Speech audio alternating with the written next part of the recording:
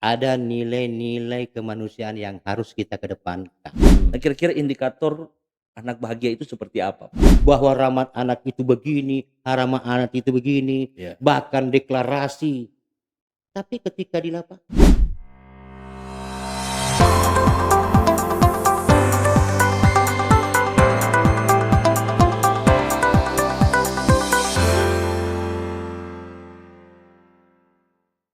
Assalamualaikum warahmatullahi wabarakatuh. Salam, salve, Om Swastiastu, Namo Buddhaya, salam kebajikan.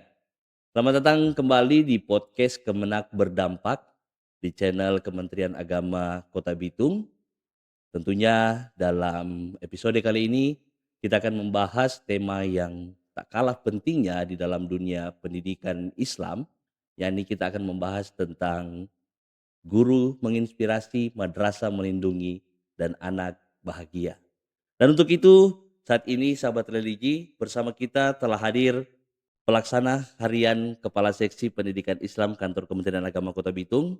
Kami sebut dengan hormat Bapak Syahrir MPD. Selamat datang Pak.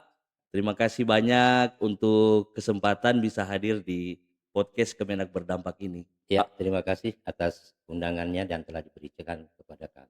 iya. Bagaimana kabarnya Pak ini hari ini? Alhamdulillah sehat-sehat. Alhamdulillah sehat-sehat Pak ya. Ya, Dan Pak Syahrir ini juga merupakan seorang pengawas pendidikan agama Islam tingkat menengah. iya benar. Tugas hari-hari sebagai pengawas pendidikan agama Islam pada tingkat SMP, Iya, SMA dan SMA dan SMK SMK sekota Bitung. sekota Bitung ya. Iya, Iya, untuk itu kita tanpa berlama-lama lagi kita akan segera memulaikan podcast kita dan mungkin sebagai pertanyaan pertama Pak, kita ketahui bersama bahwa sekarang ini perkembangan teknologi sudah semakin masif, apalagi dengan adanya media sosial iya, yang mengakibatkan adanya perubahan karakter generasi muda iya. hari ini. Nah, seperti apa kira-kira sosok guru yang benar-benar mampu menginspirasi para peserta didik dalam hal ini anak-anak, atau mungkin kalau bisa lebih lanjut lagi, bagaimana peran guru dalam membangun karakter generasi masa depan bangsa ini, Pak? Baik, terima kasih. Pertanyaan yang, narasi yang bagus, yang mengajak kita untuk berpikir sejauh mana peran guru dalam menginspirasi anak-anak. Iya, Sebelum saya berbicara tentang guru menginspirasi, saya ingin sampaikan sedikit tentang tugas dan fungsi guru. tugas dan fungsi guru. Kenapa ini penting? Karena terkadang sosok guru itu lupa akan tugas dan fungsinya ketika Iya, berada iya, di lingkungan pendidikan. Banyak anggapan tugas guru begitu berat, sementara income pendapatan begitu kecil. iya, Tapi di sisi lain kita tidak melihat dari sudut itu. Ada nilai-nilai kemanusiaan yang harus kita kedepankan tentang jati diri, tentang kemanusiaan, dan lain seterusnya. Oleh karena itu, sebelum kita membahas peran guru, sedikit kita sentil tentang guru. Apa sih itu guru? mmm, Guru yang menginspirasi, guru yang diteladani, guru yang membimbing, guru yang menuntun. Banyak guru, tapi belum tentu demikian apa yang saya sampaikan tadi. mmm, Banyak tugas guru tentu. Ada dasar kompetensi yang harus dimiliki oleh guru tentu, mutlak. Tetapi yang perlu dipahami lebih dalam bahwa tugas guru itu di sekolah tidak hanya menyiapkan perangkat administrasi pembelajaran, iya, tidak hanya melaksanakan proses pembelajaran, tidak hanya sekedar melaksanakan evaluasi dari hasil proses pembelajaran, bahkan tidak hanya melaksanakan tindak lanjut, bahkan mendampingi siswa dalam melaksanakan kegiatan ekstrakurikuler. Tidak hanya seperti itu. Tapi Yang perlu disadari adalah hakikat peran guru itu hanya ada 2. Yang pertama, dia berperan sebagai pendidik. Pendidik dengan menggunakan hati, lalu dia melaksanakan proses pengajaran, dilaksanakan dengan penuh empati. Saya ingin sedikit sampaikan di ruang ini tentang pendidikan. Pendidikan adalah suatu usaha sadar yang dilakukan oleh orang yang dewasa agar berkembang, tumbuh perilaku menjadi perilaku-perilaku yang utama. Ya, Yang utama di sini maksudnya yang memiliki karakter, karakter berakhlak mulia. Jadi arahnya adalah ketika kita berbicara tentang pendidikan berarti dia mengarah pada pembentukan karakter, ya, pembentukan karakter. Kemudian pengajaran berarti suatu proses transformasi ilmu pengetahuan, mentransfer ilmu pengetahuan kepada peserta didik. ya, Berarti yang dibentuk hanya intelektualnya, ya. Aspek kognitifnya, Bro. aspek kognitifnya, Ya, tidak kepada aspek psikomotorik. ya, Padahal 2 suku kata ini sering disamakan, padahal sesungguhnya tidak, objeknya beda. ya. Satu dari segi pembentukan intelektual dan satu dari segi pembentukan karakter. Karakter. Ya dulu. Lalu bagaimana peran guru dalam menginspirasi siswa? Coba kita lihat sekarang.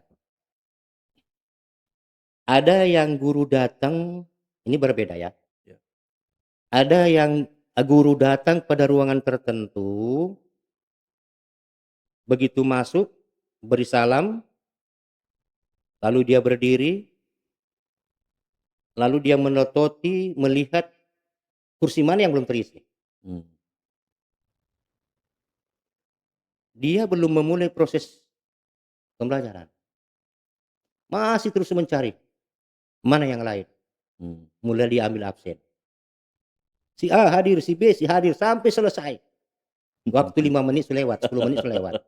Ya, Gayanya, gayanya, stylenya. stylenya. Jadi seakan-akan datang di sekolah ini hanya yang dipertontonkan, ingin tampil, one show istilahnya. Ya, Kan begitu? ya, Hanya sekedar tampil saja. ya. Tetapi apakah bermakna bagi anak? Hmm, Guru yang menginspirasi itu biar kita tidak melaksanakan proses belajar mengajar begitu utuh, tetapi begitu selesai ada kesan yang mendalam yang ya, dibawa oleh anak untuk bisa dibawa pulang. Kan begitu? ya, Ingat, ilmu pengetahuan yang kita ajarkan kepada anak-anak kita hari ini, saat ini, besok lupa. Bisa saja. Tetapi ketika guru mengajarkan keteladanan, sopan santun, etika, tutur kata, bahasa, gerak-gerik tubuh dan seterusnya, ya. itu adalah sebuah inspirasi yang cukup luar biasa dan akan dikenang sepanjang hayat bagi anak. Jadi di sini bukan hanya aspek pembentukan ilmu pengetahuan semata. Bukan, Iya, bukan. Ini kiri kita sering keliru iya, karena seolah-olah sekolah itu ingin menuntaskan segalanya iya, secara akademik. Memang sih iya, semua lembaga ada kurikulum yang harus kita selesaikan pada waktu tertentu. iya. Kurikulum itu kan artinya seperangkat mata pelajaran yang harus diselesaikan pada waktu-waktu yang telah ditentukan. Mhm. Kurikulum. Kita hanya sekedar ingin meluluskan itu, kita mengejar aspek, eee, Akademiknya. akademiknya. Iya, Kita mengajar aspek akademiknya, tetapi kita lupa aspek yang sangat menentukan untuk masa depan anak-anak, hmm, aspek psikomotorik, sikap dan perilaku, iya. karakter. Yang ini harus dibangun. Makanya pendidikan itu sebenarnya bukan membentuk, tapi mengembangkan. Mengembangkan. Apa yang harus kita kembangkan? Bakat minat anak itu. Kullu mauludin yuladu 'alal fitrah. Setiap manusia, anak yang lahir sudah ada fitrah, dikasih, ada bakat, minat, tinggal kita mau kembangkan. Di mana, di ruang mana, dan seterusnya. Jadi, pada prinsipnya guru yang menginspirasi adalah guru yang senantiasa mengikuti perkembangan peserta didiknya, baik emosionalnya, baik minat belajarnya, Ya. baik ruang tempat mereka untuk bersosialisasi, bergaul. Harus guru tahu, pastikan bahwa anak itu aman, nyaman, dan bahagia di dalam ruangan kelas ataupun di lingkungan sekolah. Makasih sementara itu. Iya. Jadi luar biasa sekali ya Pak, kalau kita melihat dari sudut pandang guru yang Iya, menginspirasi ini memang tugas guru tidak bisa dikatakan mudah, iya, tapi tidak juga bisa dikatakan sulit bila iya, dikerjakan dengan iya, hati iya, tadi. Guru memberikan pendidikan dengan hati. Nah, selanjutnya Pak, kita ketahui bersama bahwa madrasah kan dia tidak hanya menjadi tempat belajar ilmu pengetahuan iya, semata, tapi juga ruang tumbuh bagi anak dalam membangun heeh, rasa aman, rasa mhm, percaya diri, mhm, dan juga nilai-nilai agama, iya, nilai-nilai kehidupan.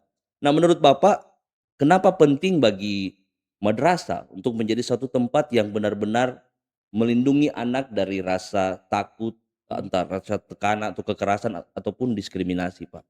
iya, ingat, madrasah itu atau sekolah itu adalah rumah kedua bagi anak, Ya, rumah kedua bagi rumah anak. kedua bagi Iya, anak. karena mungkin sebagian besar Ingat, waktunya dihabiskan di di sekolah, di di sekolah, madrasah, iya, kurang lebih 7 jam. iya, Siapa yang membuat rasa aman itu bagi anak? mhm, Kita stakeholder yang ada mhm, di lingkungan, kita warga sekolah yang ada di dalam madrasah itu.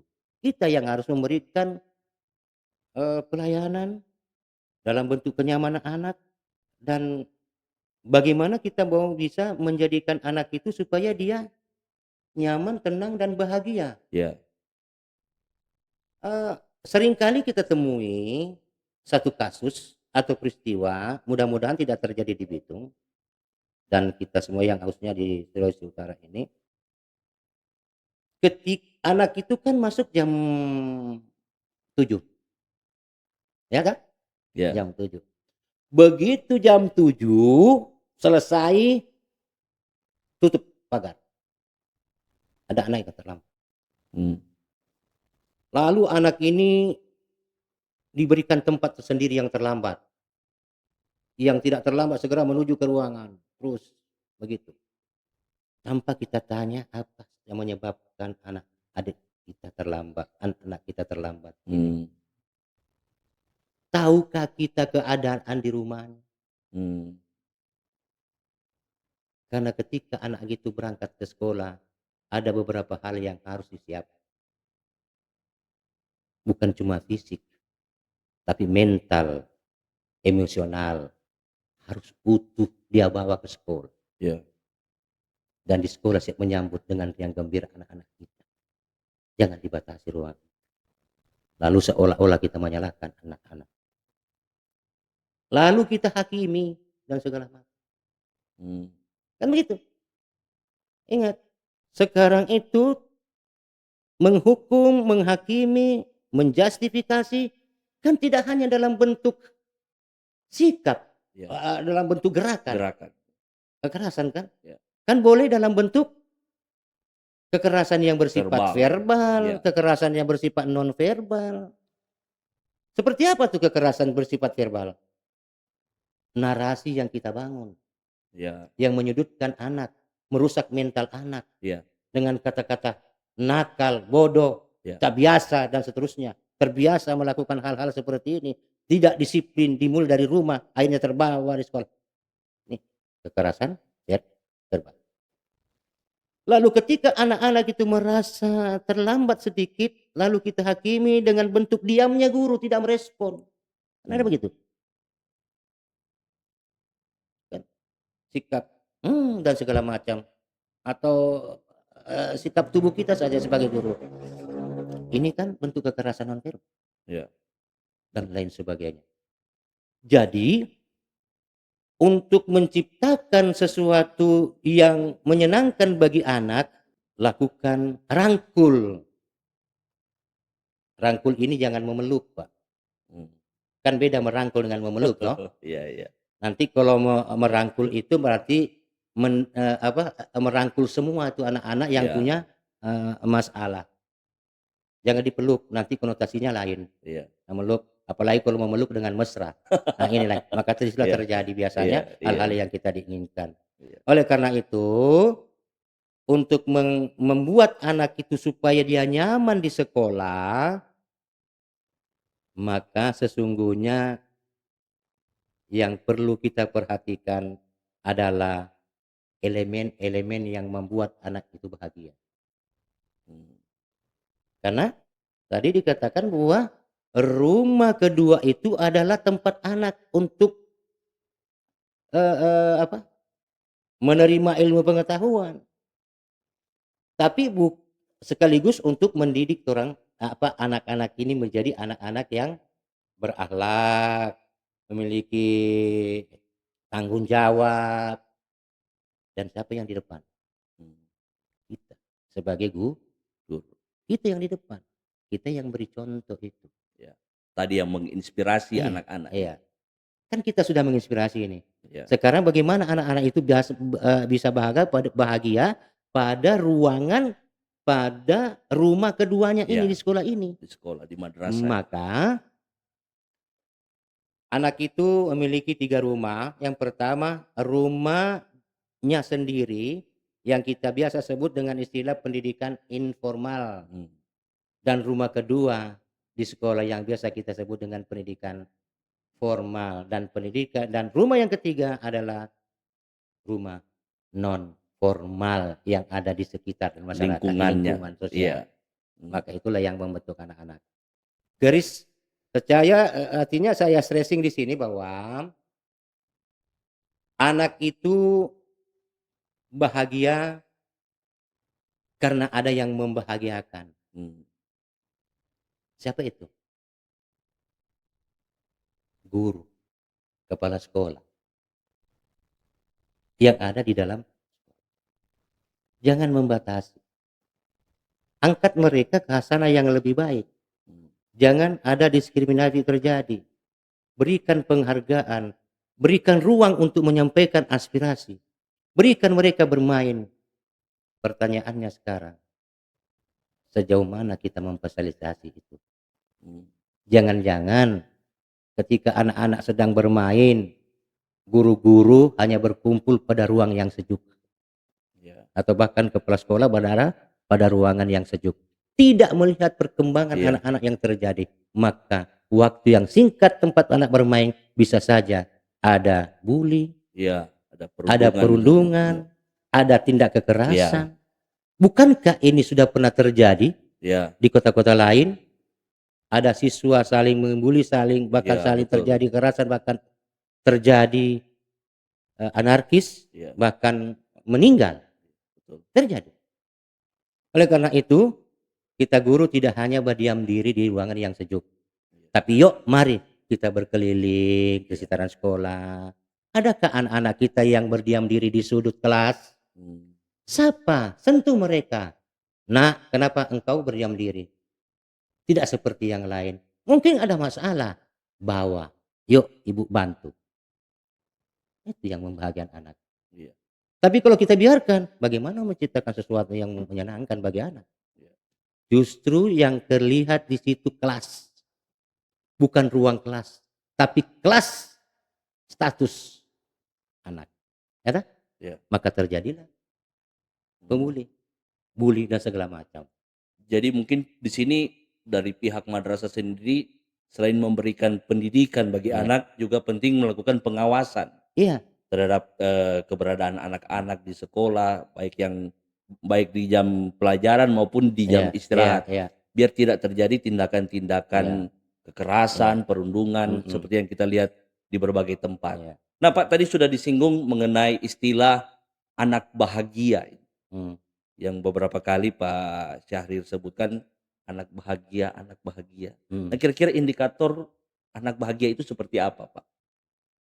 Ya, lihatlah aktivitasnya. Ya, Saya sampaikan tadi begitu anak masuk di lingkungan sekolah dengan ucapan salam, guru piket, kepala sekolah, guru menyambut dengan balasan salam. Riang gembira mhm, masuk tanpa ada tekanan, tanpa ada beban. iya, Mereka ceria-ceria, ya kan?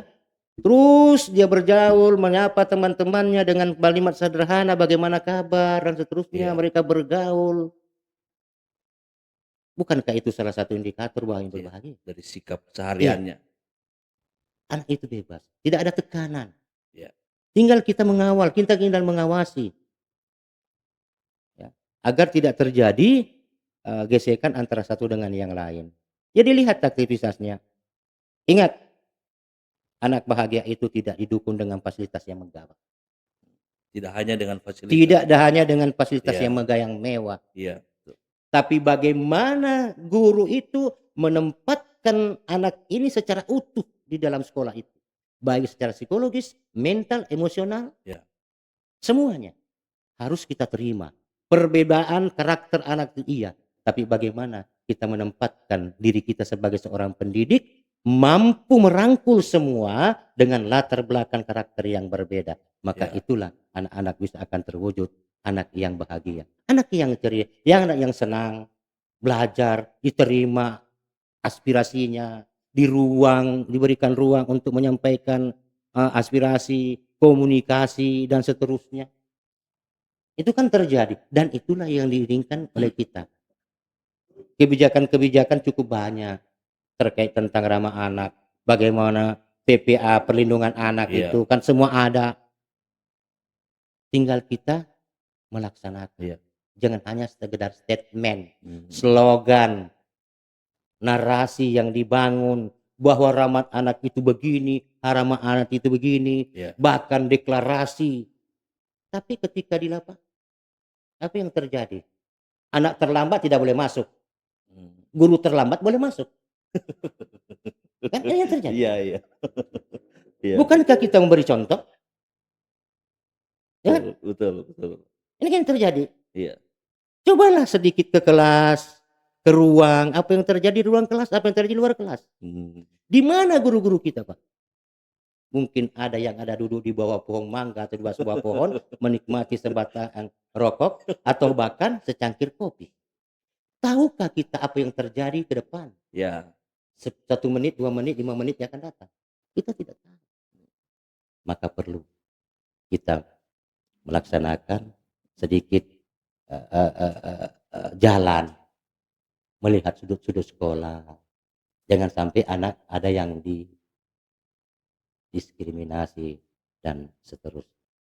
iya, luar biasa sekali Pak pembicaraan kita di saat ini dan dari tadi kami mendapatkan banyak sekali, eee, materi yang disampaikan yang juga bisa menjadi, eee, se singgungan atau mungkin menjadi percikan bagi para guru sebagai pendidik maupun kepada madrasah sebagai lembaga pendidikan itu sendiri, bahwa tidak hanya memberikan ilmu pengetahuan, tetapi juga bagaimana membangun karakter dari Ya, peserta didik dan juga melakukan pengawasan ya, supaya tercipta lingkungan madrasah yang memang aman dan nyaman bagi ya. anak dan menghadirkan juga anak yang memiliki sikap ceria dalam lingkungan dalam belajar. Boleh saya Ya. tambahkan atau Oh sudah iya, habis? iya, kalau ada pesan-pesan Ya boleh saya tambahkan closing, Pak. ada sedikit. Berbagai kekerasan timbul. Iya, Kita lihat di media sosial, oh iya, kekerasan seksual, kekerasan verbal, bully dan seterusnya. Yang dilakukan adalah para pengajar yang tanda sendiri. kutip ini ya, Iya, yang seharusnya memberi contoh. iya, Tapi kenapa dia melaksanakan itu? Apa yang salah? Banyak paradigma lama tentang pendidikan yang masih salah. Otoritas seringkali digunakan sebagai alat kuasa. mhm, Ingat otoritas. Kepala sekolah punya otoritas untuk merubah semua. anak-anak akan ditakuti, apa dicekol supaya anak itu takut. Hmm.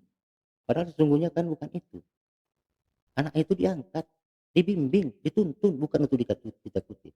Sehingga ini anak ketika mendapatkan satu persoalan, maka yang muncul rasa dinginnya itu, dia dingin, kaku untuk menyampaikan, dia sembunyikan, dia rahasiakan semua persoalan-persoalan yang dia terima Iya, dari terkait dengan persoalan kekerasan. Suatu sikap yang dimunculkan, yang direspon oleh otak kita, kemudian anak-anak itu hanya bisa diam beku, tidak bisa mengekspor dengan apa yang dia rasakan. Sehingga ketika ini anak mau menyampaikan sesuatu, yang muncul di benak pikirannya jangan-jangan, dia sendiri yang memancing. iya, Atau dia sendiri karena pakaiannya, karena segala macam. Akhirnya kan anak ini sendiri yang dirugikan. Padahal sungguhnya tidak. hmm, Karena paradigma lama bahwa otoritas itu masih dipegang teguh oleh pengasuh atau guru. Bukan itu. Banyak. Banyak sekali hal-hal yang menyebabkan terjadi tingkat kekerasan karena paradigma lama masih terus dilestarikan. iya, Yang seharusnya dirubah. Yang kedua, mindset guru yang harus diperbaiki. Berpikir ke depan. Jangan stagnan. iya, Harus diperbaiki itu. Ya. Kalau tidak diperbaiki, maka guru akan seperti itu. Guru hanya melaksanakan tugasnya tapi dia tidak mendidik. Fahal hamaha fujurha wa taqwa dalam Al-Quran. Surah Asy-Syam ayat 8. Setiap guru itu, setiap manusia ada bakat, minat, tinggal kita kembangkan. Allah berikan itu. Kamu kembangkan ke arah yang salah, jadi kufur nikmat, jadi salah. hmm, Kamu arahkan kepada sesuatu yang baik, maka dia baik. Itu yang disebut fitrah. Fahal hamaha ujuraha wa taqwaha. Demikian, terima kasih. iya, Singkat yang ingin saya sampaikan, iya. pesan bagi teman-teman guru, jadilah guru yang mendidik dengan hati. Mendidik dengan hati. Hati, Iya, hati yang tulus dan mengajarlah dengan penuh empati. Insya Allah akan pasti melahirkan generasi-generasi yang siap untuk berkompetisi di masa yang akan datang. i Terima kasih iya, atas waktu yang disediakan di ruang ini. Telah diberi waktu kurang lebih setengah jam mungkin, tapi tidak apa-apa. Terima kasih. Banyak hal yang sebenarnya yang perlu kita bicarakan, namun waktu dan ruang yang kurang memungkinkan karena kita akan melanjutkan berbagai kegiatan iya. yang lain. Terima kasih telah diundang. Mohon maaf kalau ada yang kurang. Akhirul kalam. Billahi taufiq wal hidayah. Wassalamualaikum warahmatullahi wabarakatuh. Dan salam sejahtera untuk bagi Ya, kita semua. waalaikumsalam warahmatullahi wabarakatuh. Ya, demikian perbincangan kita hari ini dan memang tadi guru yang menginspirasi telah ditekankan, madrasah yang melindungi juga telah Ya, ditegaskan di sana sehingga kemudian dapat menghasilkan anak-anak peserta didik yang bahagia. ya, Dan untuk itu, sahabat religi, eh, marilah kita bersama-sama membangun lingkungan pendidikan yang memang ramah anak, bukan hanya dalam narasi, tapi benar-benar kita aplikasikan bebas dari kekerasan dan penuh nilai-nilai kemanusiaan. ya. Untuk itu, saya Ariandi selaku host pamit undur diri. Sampai jumpa di episode selanjutnya. Ingat, pendidikan yang berdampak dimulai dari guru yang menginspirasi, madrasah yang melindungi, dan anak-anak yang bertumbuh bahagia. Sampai jumpa.